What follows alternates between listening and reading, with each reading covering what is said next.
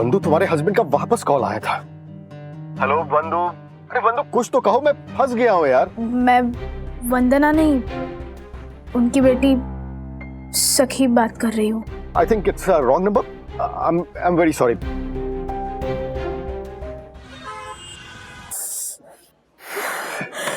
मैं कितनी डिस्टर्ब हूं ना, तुम लोग सोच भी नहीं सकते। सखी, आई कैन अंडरस्टैंड। सी, हमारे पेरेंट्स हमारे लिए वो लोग हैं जो कभी कुछ गलत कर ही नहीं सकते। एंड जब हमें पता चलता है कि यार कुछ गलत हो रहा है तो हम टॉलरेट नहीं कर पाते। बट सखी, वी टेंड टू फॉरगेट कि एट द एंड वो लोग भी ह्यूमन बीइंग्स ही है ना। मैं ये सब कुछ समझ रही हूँ, और फ्रैंकली स्पीकिंग ये किसी और के लाइफ में हो रहा होता ना तो मैं भी उसे यही समझाती। लेकिन जब ये मेरे साथ हो रहा है, ये सब समझते हुए भी मैं अपने आप को नहीं समझा पा रही हूँ। ऐसा भी तो हो सकता है ना कि all of this is just a big misunderstanding. Quite possible Vivaan. और सखी, मान ले कि अगर ऐसा कुछ है भी तो तेरे मम्मी पापा तो मोस्ट सॉर्टेड कपल है, वो लोग सब अच्छे से हैंडल कर लेंगे। गुनगुन, वो दोनों कितने भी सॉर्टेड हो, लेकिन आखिर में मेरे डैडी एक हिंदुस्तानी पति है। हाँ, माना कि वो तेरे पापा की तरह एक्सट्रीम रिएक्ट नहीं करेंगे और ना ही वो मेरे मम्मा को जाके कन्फ्रंट करेंगे, लेकिन यही तो मेरा प्रॉब्लम है। शायद वो ऐसा कर पाते तो वो अपने आप में ऐसा डिस्टर्ब नहीं हो जाते। जी, मुझे पूरा विश्वास है कि मेरे मम्मा का कोई एक्स्ट्रा मैरिटल अफेयर नहीं हो सकता। It is purely a past. But सखी, काम डाउन। एक काम करो, शाम को जब तुम्हारे पापा घर पे वापस आएंगे ना तो उनको और आंटी को आमने सामने बिठाओ और बिंदास पूछ लो कि बात क्या है। सी, assumptions are poison for any relation। ये अज्यूम कर लेना कि शायद ऐसा कुछ हो रहा है जिसकी वजह से वैसा कुछ हो रहा है, ये सब बेकार की बात है। Okay, let them face each other, give them a nice little their time, let them talk it out and I am sure it will be a happy ending.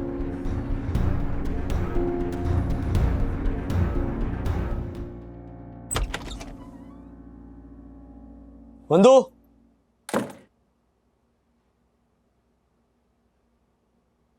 Daddy, हाँ आइए ना, बैठिए ना, मुझे आपसे कुछ बात करनी है। हाँ? हाँ, बैठिए ना। एक्चुअली मुझे आप दोनों से कुछ बात करनी है। दोनों से? हाँ, मम्मा और आपसे। मम्मा! क्या हुआ सखी? तुम कब है? नहीं, जस्ट। मम्मा बैठिए ना, मुझे कुछ बात करनी है। नहीं मतलब मैं ठीक हूँ। बोल, क्या हुआ? बताती हूँ। आपका फोन दो। क्यों? I mean, फोन क्यों चाहिए? दीजिए ना। डैडी, आपका फोन दीजिए। हाँ लो। वैसे भी मेरे फोन में कुछ भी नहीं है। क्या मतलब? मेरे फोन में कुछ है? नहीं, मेरे फोन की बात कर रहा। एक मिनट, फोन में कुछ नहीं है। जो भी है आप दोनों के मन में है, और जिसके बारे में आप दोनों एक दूसरे से खुल के बात नहीं कर पा रहे हो। क्या प्रॉब्लम? क्या हुआ क्या रहा? मम्मा, मैंने फोन इसलिए लिया है ताकि आज आप दोनों के बीच मेरे अलावा कोई और नहीं आ सके। Not even your phone.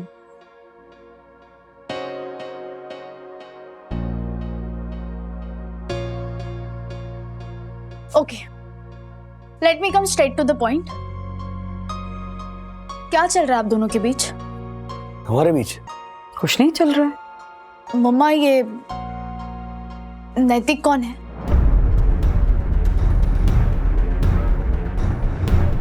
कौन है? मैं नहीं जानती। डैडी, आप भी किसी नैतिक को नहीं जानते? बंधु, छुपाने की जरूरत नहीं है। आई नो अबाउट नैतिक। यू नो अबाउट नैतिक? मम्मा, उनका फोन आया था। आप जब घर पर फोन भूल गई थी तो मैंने उठाया था वो, और उन्होंने आप समझ के मुझसे जो बातें की वो क्या? वो सुन के ये समझ आता है कि क्या समझ में आता है सखी? आप दोनों शायद मेरे सामने बात करने में अनकंफर्टेबल हो। एक मिनट, हेलो। क्या अनकंफर्टेबल होगी तेरे सामने बात करने में? जैसे मेरा हक है तुम पर, वैसे ही तुम्हारा भी हक है मुझ पर सखी।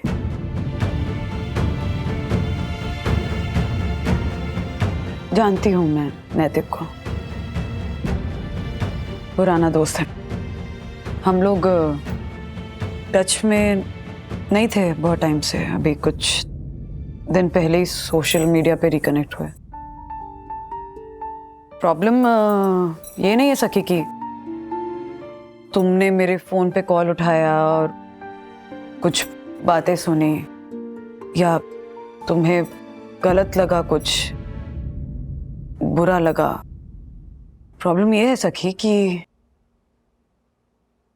राज जानते हैं नैतिक के बारे में, पर एक बार भी मुझसे बात करनी जरूरी नहीं समझी ना। हाँ, एक बार भी मुझसे पूछना जरूरी नहीं समझा कि कौन है नैतिक, क्या रिश्ता है हमारे बीच, क्यों मैसेज करता है, क्यों फोन कर रहा है, क्यों मिलना चाहता है। मुझे फ्रैंकली लगा था कि हमारे रिश्ते में इतनी ट्रांसपेरेंसी है, बट नहीं, आई वाज रॉन्ग, मैं गलत थी। हाँ वंदना, मैं और राजेश बस थोड़ी देर पहले एक कैफे में थे। मुझे डर इस बात का था कि हमारे बारे में सुनकर राजेश रिएक्ट कैसे करेगा, पर शायद मैं गलत था वंदना। उसने जो बात मुझसे कही, नैतिक, ना मैं तुम पर गुस्सा हूं ना बंधु पर। हाँ, मैं इस बात को स्वीकार करता हूं कि उसकी जिंदगी में तुम्हारे अचानक आने से मैं जलस फील कर रहा हूं। इनफैक्ट मैं अपने आप से लड़ रहा था कि जिस तरह बंधु ने मेरे और मधुरा के इश्यू को हैंडल किया, उतनी मैच्योरिटी से मैं इस सिचुएशन को हैंडल क्यों नहीं कर पा रहा।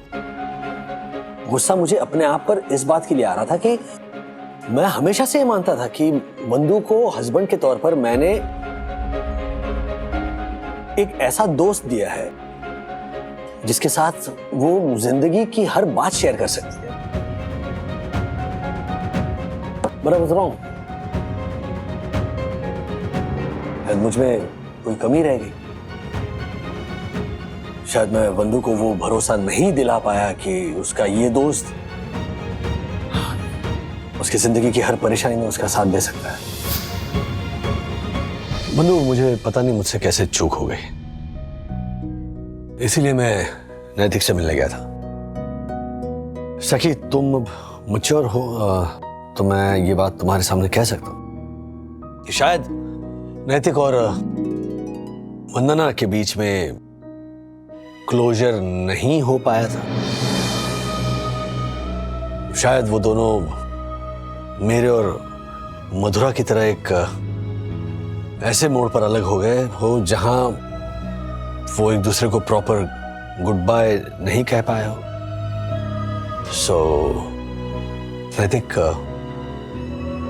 बंधु, it's time to talk it out and have a closure.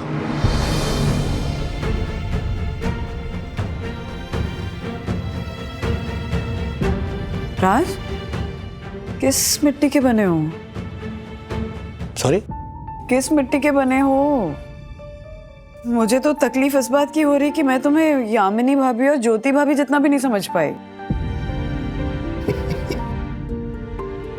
वंदना यार, अब बस भी करो यार, प्लीज।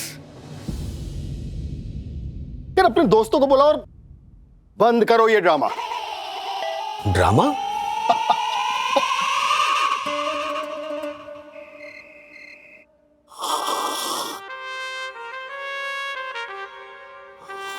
भाई कब भी जाएगा अंदर? ओ माय गॉड पंटर, मतलब हम जो कर रहे थे वो लेडीज गैंग भी कर रही थी।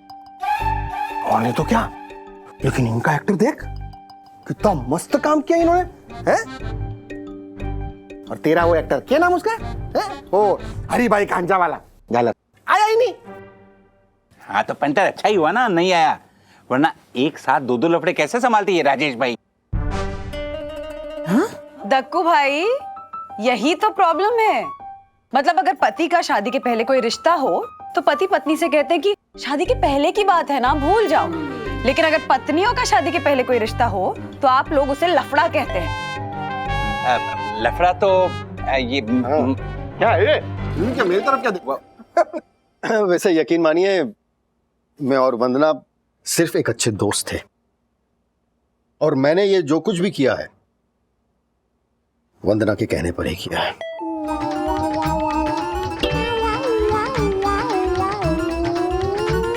और ये भी सच है कि ये सब करते हुए मैं काफी डर भी गया था। पर हाँ, I must tell this Rajesh, अगर आपकी जगह मैं होता ना तो मैं 100% अपना आपा खो बैठता। पर आपने जिस मैच्योरिटी के साथ ये पूरी सिचुएशन को हैंडल किया है ना Vandana, you should be proud of you man. लेकिन मुझे ये समझ में नहीं आ रहा है वंदु, तुमने ऐसा क्यों किया? क्योंकि मेरे पास ऑप्शन नहीं था राज। ज्योति भाभी और यामिनी भाभी हर रोज मुझसे एक बात जरूर कहती हैं, राजेश भाई जैसा पति हो ही नहीं सकता, राजेश भाई जैसा पति हो ही नहीं सकता, राजेश भाई जैसा पति हो ही नहीं सकता। तो बस मुझे भी देखना था कि क्या सच में राज जैसा पति हो ही नहीं सकता। तो मुझे देखना था कि तुम्हारे सामने ऐसी सिचुएशन आई तो तुम कैसे रिएक्ट करोगे, और इसीलिए हम तीनों ने ये प्लान बनाया। सोनी 1000% गारंटी के साथ मैं ये बात कह सकती हूँ कि अगर कल को राजेश भैया को आपके किसी पुराने प्यार के बारे में पता चलेगा ना तो वो हमारे पतियों की तरह आपको ताना देंगे या आपका साथ छोड़ेंगे, ऐसा कुछ नहीं होगा। उल्टा वो आपकी उलझन को सुलझाने में आपकी मदद करेंगे। इस बात से तो मैं भी हूँ श्योर, राजेश भाई है एकदम प्योर। चाहे आपके जीवन में आए कोई और, लेकिन फिर भी राजेश भाई बिहेव करेंगे वेरी मैच्योर। खुद से ही हार के वो आपका दिल जीतेंगे वंस मोर। आपकी बारी है। Thank you. हाँ तो आपने बहुत खूबसूरत है यामिनी भाभी, लेकिन यू नो व्हाट, राज कितने भी सुलझे हुए हों, कितने भी समझदार हों, कितने भी अच्छे हों, हैं तो मर्द ही ना। हाँ, और ये जो एक्स बॉयफ्रेंड और पुराना प्यार वाला किस्सा होता है ना, इसको हम औरतें जितने सेंसिबली हैंडल करते हैं वैसे पुरुष कभी भी हैंडल नहीं कर सकते। लेकिन राजेश भैया पुरुष है ही नहीं, हैं? वो तो महापुरुष। थोड़ा ज्यादा सही कह रही है ज्योति बहन। और इतने सालों से हम भी तो देखते आ रहे हैं, राजेश भाई आपको सिर्फ उनकी पत्नी या उनके लिए एक जिम्मेदारी के रूप में नहीं देखते, वो सही मायने में आपको अपनी अर्धांगिनी मानते हैं। अरे मैं तो शर्त लगाने के लिए तैयार हूँ, अगर आपके जीवन में ऐसी कोई सिचुएशन आ जाती है तो राजेश भाई हमारे उनके ऊपर का ये जो विश्वास है ना उसे फिर से साबित करेंगे। मैं भी शर्त लगाने के लिए तैयार हूँ। आप दोनों शर्त लगाने के लिए तैयार हैं, लेकिन फैक्ट तो ये है कि शर्त किस चीज की लगानी है। मेरी लाइफ का पहला और आखिरी प्यार राज ही है। पर ये तो हमें पता है, और आपको क्या राजेश भाई को पता है? I mean, क्या आप दोनों के बीच कभी इस बारे में बात हुई है? सच बात नहीं हुई है, लेकिन हाँ वो ज्योति भाभी, वो दिलराज नाम था ना? दिलराज। हाँ, ज्योति भाभी का वो जो दिलराज वाला मेरा दिलराज नहीं। तो उस टाइम पे राज ने मुझसे पूछा था कि क्या उनके पहले मेरी लाइफ में कोई था। तो अरे मैं बताने वाली थी कि ऐसा कुछ नहीं है, लेकिन जब मैंने उनकी शक्ल देखी ना तो मेरा मन किया कि थोड़ा उन्हें छेड़ा जाए, इसलिए मैंने बताया नहीं। और इसी बात पे मुझे अभी अभी एक भयंकर सा ख्याल आ रहा है। नहीं जाने देते। नहीं बताते, ऐसी बातें मन में नहीं रखते। हाँ, नहीं तो पेट में दर्द होता है। बताइए जल्दी बताइए। बहनों, छोटी सी शरारत पूछ रही है। बताइए जल्दी। ओके, मैं बस ऐसी सोच रही थी कि यू नो मेरा एक बहुत पुराना दोस्त है नैतिक, हम लोग टच में नहीं थे, अभी सोशल मीडिया पे कनेक्ट हुए हैं। तो मैं बस ऐसी सोच रही थी कि आप लोगों का राज पे जो विश्वास है वो सही है या नहीं, ये चेक करने के लिए क्यों ना नैतिक को मैं अपना एक्स बॉयफ्रेंड बनाकर राज के सामने लाऊं। और इसीलिए मैंने नैतिक के साथ मिलकर ये नाटक तैयार किया। हाँ, और नाटक के अंत में हीरो तो हमारे राजेश भाई ही साबित हुए। हाँ, बिल्कुल मेरे सुपरहिट नाटक पति नंबर 420 की तरह। उस नाटक में यामिनी भाभी बाद में मम्मा आप भी ना, पता है मैंने क्या क्या सोच लिया था। ओके, एक कन्फेशन, एक बात कहना चाहता हूं. Let me except by saying कि मेरे लिए भी ये आसान नहीं था. सीरियसली. स्त्रियों के लिए मेरे मन में हमेशा से इज्जत थी, लेकिन आज के बाद वो इज्जत कई गुना ज्यादा बढ़ गई. क्योंकि आप लोग जिस तरह से, जिस सहजता से इस परिस्थिति को संभाल पाती हो, उतने सहज हम मर्द नहीं होते. और बंधु, उस दिन जो पोहे जले थे ना, वो दरअसल पोहे नहीं, वो मेरा दिल जल रहा था. सीरियसली, लेट मी कन्फेस कि मेरे लिए ये एक्सेप्ट करना थोड़ा मुश्किल था. मैं अनकंफर्टेबल हो गया था. हाँ, पर सिचुएशन जो भी क्रिएट हुई उससे एटलीस्ट सीखने को बहुत कुछ मिला. एटलीस्ट मुझे तो. हाँ, और हमें भी राजेश भाई. Thank you. Thank you. और सॉरी वो जरा. यस, आप. Me too. अच्छा, एक मिनट, मुझे एक कविता कहनी है. अरे क्या बात है. अरे बाप रे, मना किया था इनको कि यामिनी भाभी के बाजू में मत बैठो. लेकिन उसके लिए मुझे मेरे पति के पास जाना पड़ेगा. वाह वाह. हाँ, एक मिनट, हाँ वंदना भाभी, एक मिनट. हाँ. तो पेश है वो जले हुए पोहे. वाह. बताते हैं कि वो किनके ख्यालों में है खोए. वाह. सोच रहे थे वो कि कोई और तो नहीं आ गया उसके जीवन में. सोच रहे थे वो कि कोई और तो नहीं बस गया उसके मन में. बस यही सोच कर वो पूरी रात न सोए. मुझे देख मुस्कुराता किसी और के साथ, मुझे देख मुस्कुराता किसी और के साथ, अकेले बाथरूम में जाकर वो धाए धाए रोए. सच में राजेश भैया? किसने बता तुम्हें? उन्होंने. अरे किसने? वही, वो जले हुए पोहे.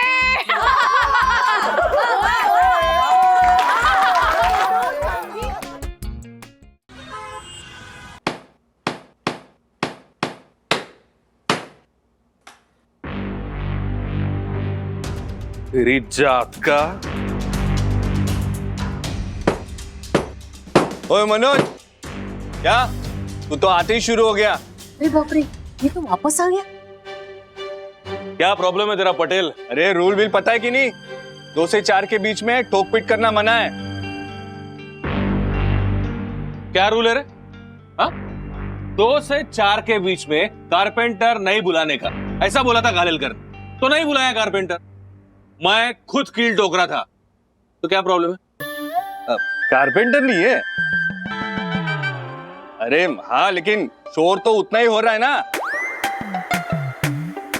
अभी क्या है कि साइलेंसर वाला कील हथौड़ा मेरे पास तो नहीं है. तेरे पास है तो दे दे, शोर नहीं होगा. अरे कालिलकर भाऊ, समझाओ इसे. समझाए नहीं क्या आपने? तुझे बोला था ना मैंने मनोज. अच्छा हुआ कालिलकर तू भी आ गया. ये चौल का कुछ मेंटेनेंस वगैरह करते हो क्या तुम लोग? वो एक कील ठोक रहा हूं तो प्लास्टर गिर रहा है नीचे में. अगर 4 ठोकूंगा तो पूरा चौल गिर जाएगा क्या? अरे कालिलकर भाऊ, समझाओ इसे. 2 से 4 के बीच में कुछ भी यहाँ पे कील नहीं ठोकेगी. ना 1 ना 4. श्रीनिवास भाऊ को पता है ना ये यहाँ रह रहा है, या ये यहाँ चोरी से रह रहा है?